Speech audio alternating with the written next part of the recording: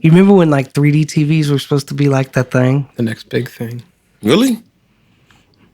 Yeah. How long did that last? 2 months? About a year and a half. People ended up seeing them as too gimmicky, and I think the problem was that those passive 3D TVs didn't get popular enough. Like, they were around. There's a lot of them, but they just didn't pick up the steam like the active ones I did. feel like I remember that they were really dark. And that was one of the things that people had against them. It's like, it's kind of Like when it used 3D or just in general? I think like when it used 3D. Which is weird because that's also one of the critiques or complaints about the Dolby Vision. The HDR? Right. There's like, I guess there's a lot to it. But so I've had 3 brand new TVs in the past couple months and have taken them back. But Dolby Vision did not impress me. For one, you lose control of your picture settings. They do whatever they want to do. Like I guess they know what TV and they set the settings. I don't know how it works. I don't care. I just didn't like it. Everything was like too dark. That was the biggest thing. It was so dark. Like I would be like, there were scenes like to the point where like complete pitch black in the room, middle of the night, no lights on. And I'm like, and I'm going through, remember what I did in the TV in the conference room? And I'm like, no, wait, something's wrong. And I turned the eco thing off. It's So funny, I'm like, I never thought about it. I'm like going through my TV, like, what is wrong? So then I'm like, hold on, maybe this is just what the movie looks like. So I pulled it up on my phone. Different. And it looked amazing. And I was like, do you know if that's unique to Dolby Vision or is it the same with all the different HDR protocols? The reason I say that is because I was like, literally it was driving me crazy to the point where I think I could turn Dolby Vision off, like on the TV. And I did. I was like, this is pointless. I can't even see it. Like, so then I got online and started Googling like Dolby Vision dark, and it was like all over forums. People were like, I can't see anything. This is dumb. Like, I can't see anything. So I was like, oh, that's weird. So yeah, that was like, and that was one of the main reasons I got the first TV that I did. So I was like, oh, Dolby Vision, that's cool. And it wasn't. So you don't know if like HDR10 and those other ones that are around have that same? No, because HDR10 was fine. Okay. And I still use that now. And no, it was just like the Dolby. And it's not that the Dolby Vision didn't look good. Mm-hmm. Like, I remember I watched one of like scenes from one of the superhero movies, and like some of like the daytime like battle scenes. It was like, holy crap! Like this it was different.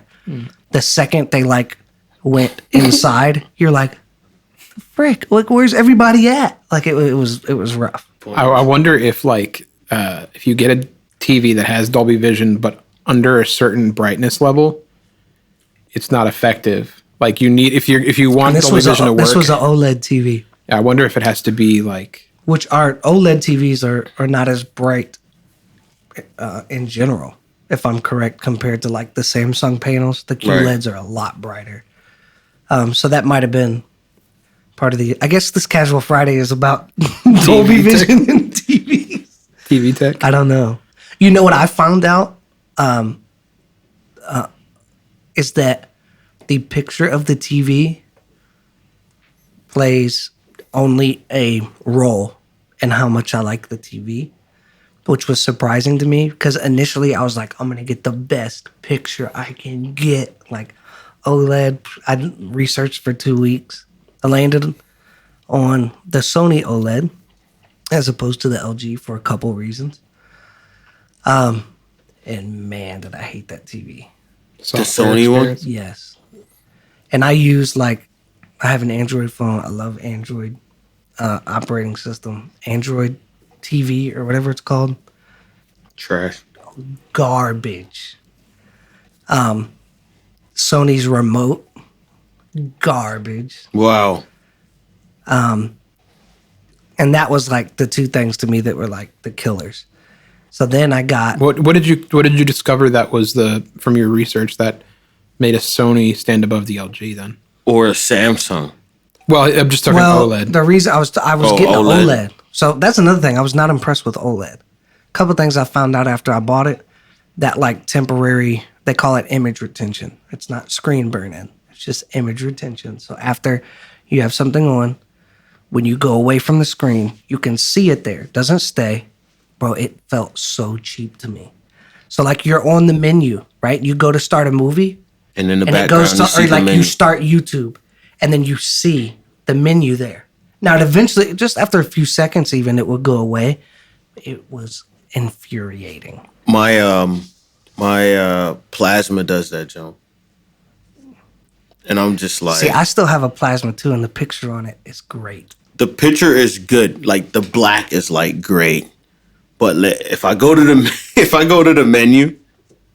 And I go to something else, forget it. I'm looking at that menu for like 5 minutes. See, I have an LG plasma that I use downstairs, and I do that screen burn-in fix about once every 2 or 3 weeks. It's like 4 hours long on YouTube. It's just one I always use, and it works. It's a placebo. Great.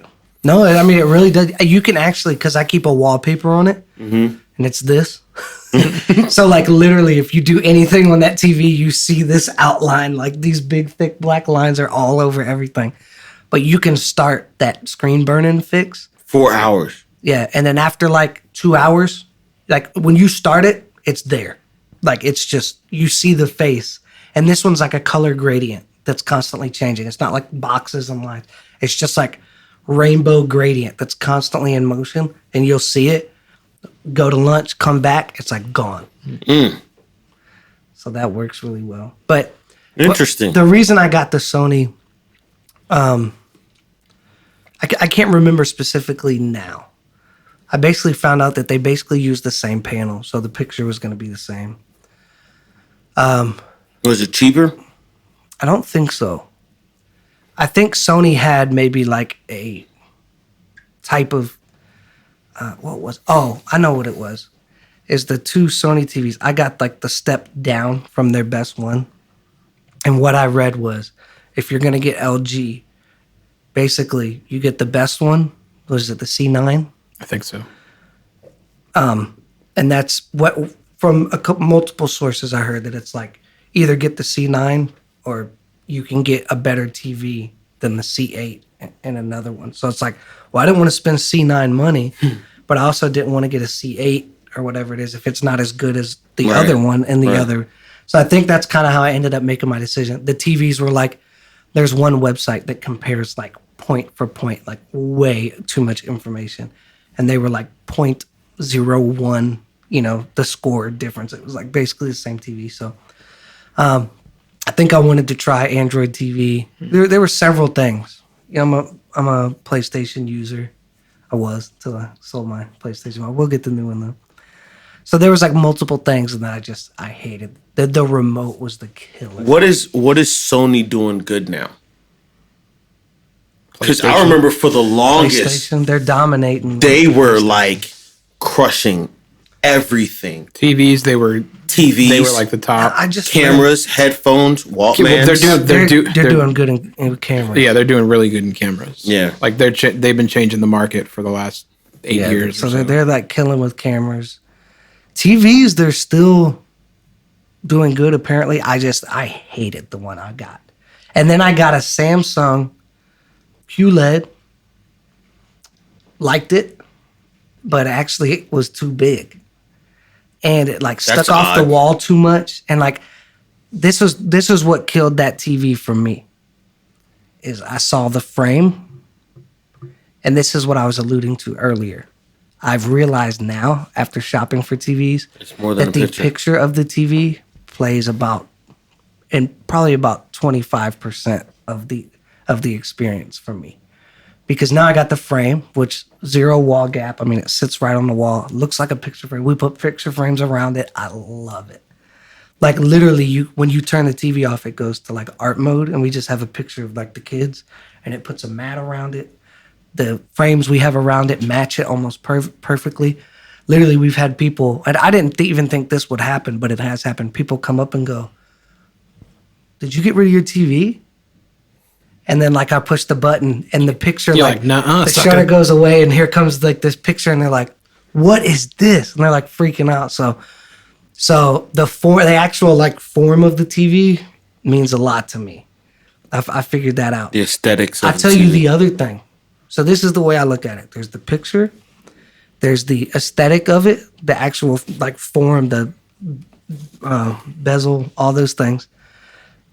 The software, which I actually really do like Samsung's smart TV software, which I hear LG's is the best, but I don't have experience with that.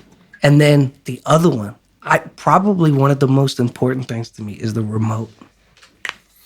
Why? Bro, that Sony remote was like that 1995. and had 1,000 buttons on it. This Samsung remote, I'm not kidding, probably has 6 buttons and then like the wheel and then the voice thing. Clean, bro. Ergonomic, the way it sits in your hand, like small, like sturdy. It's got weight to it. Like the Sony one was garbage. Sheesh.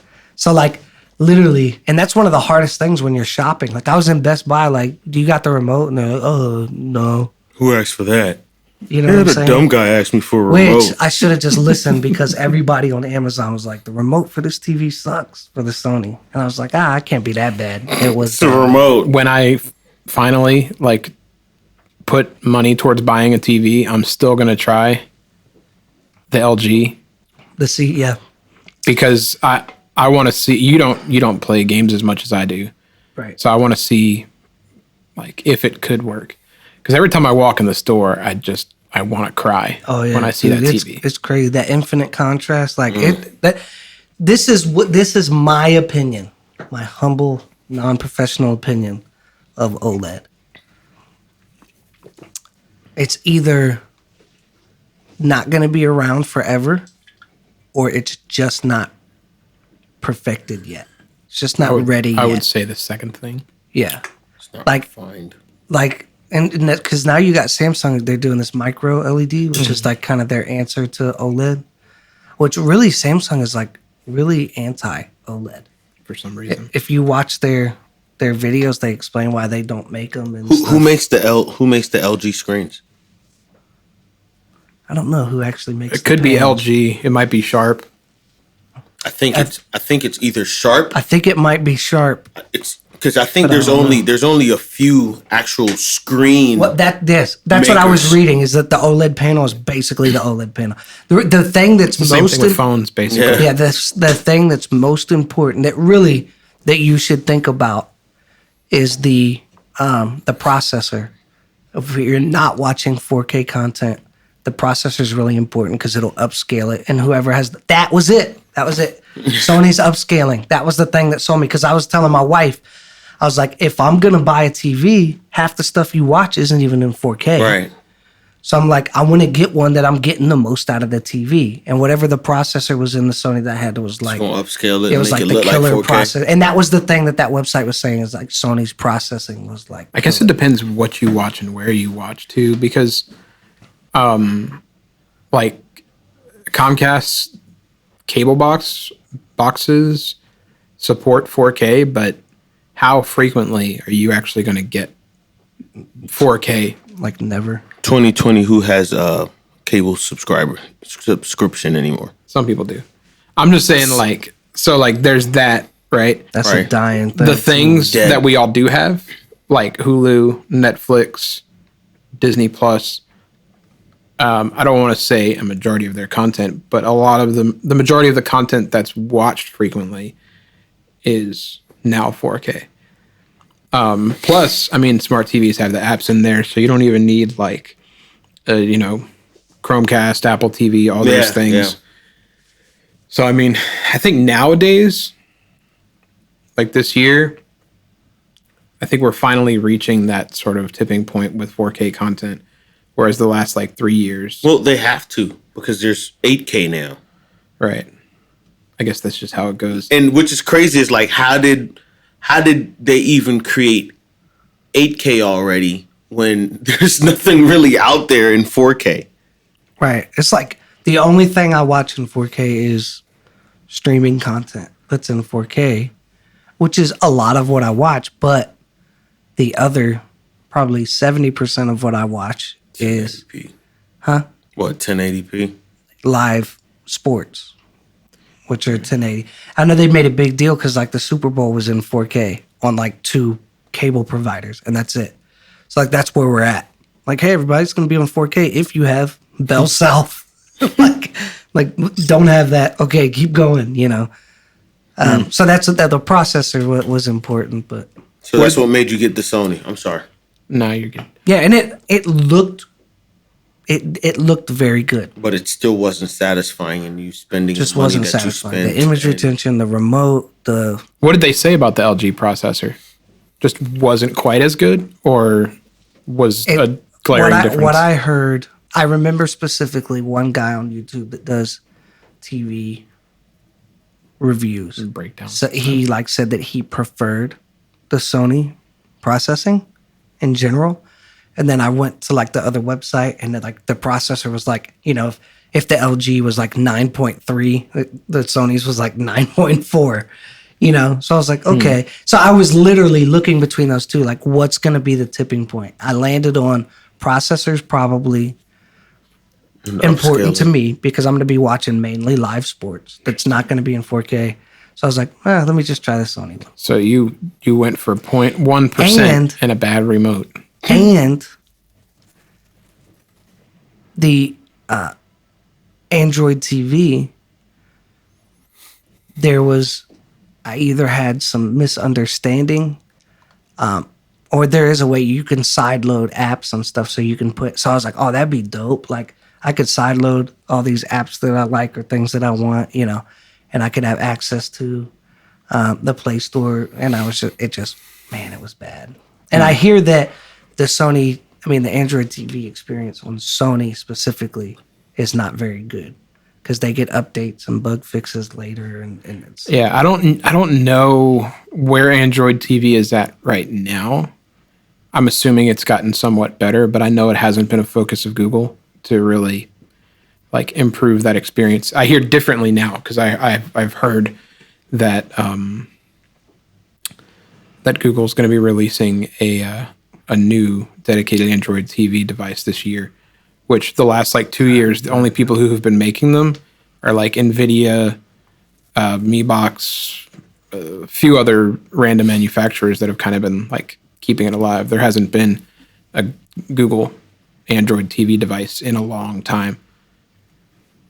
So I'm anticipating that software experience is going to get better.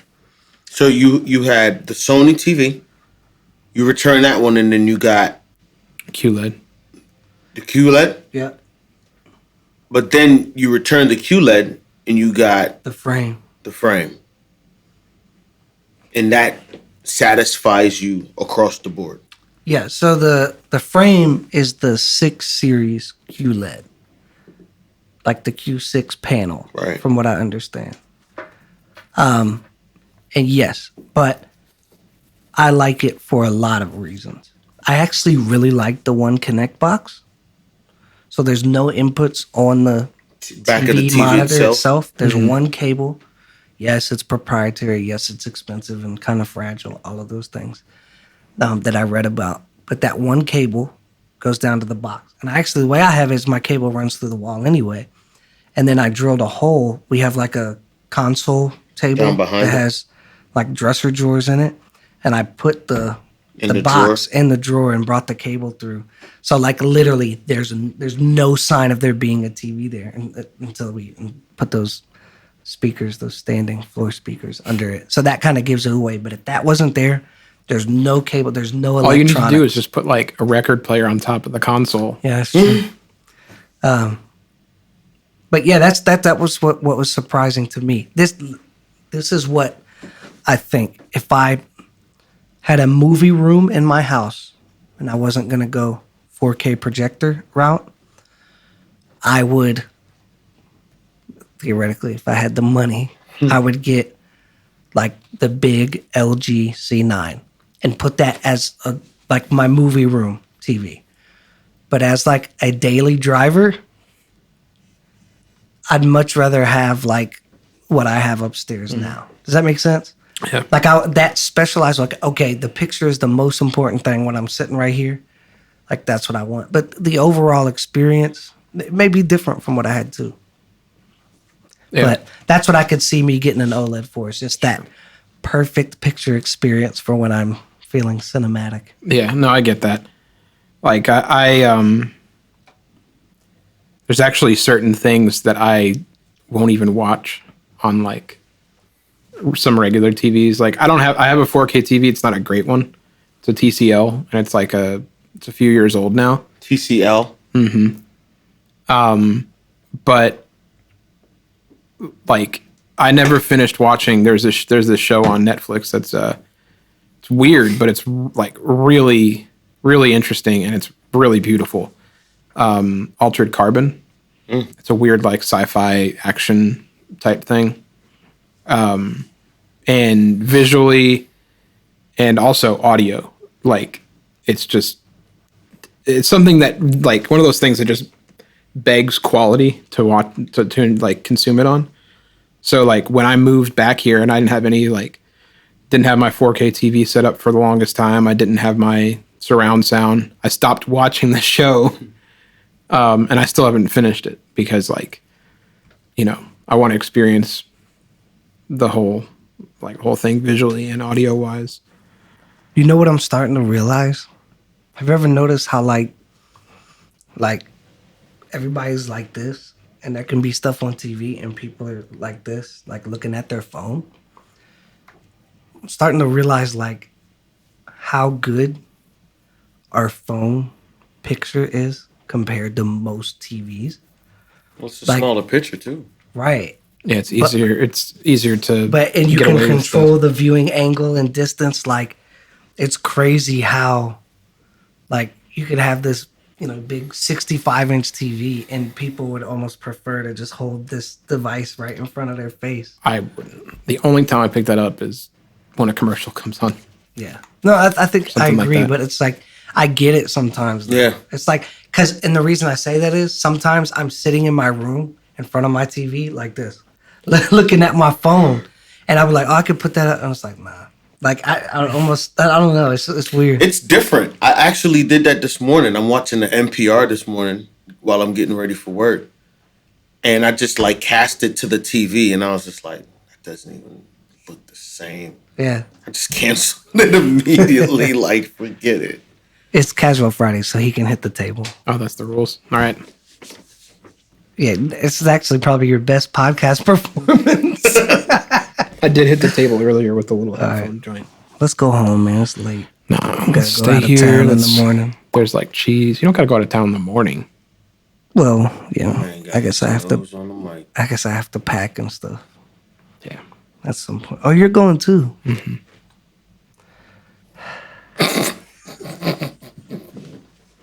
I knew what that sigh was.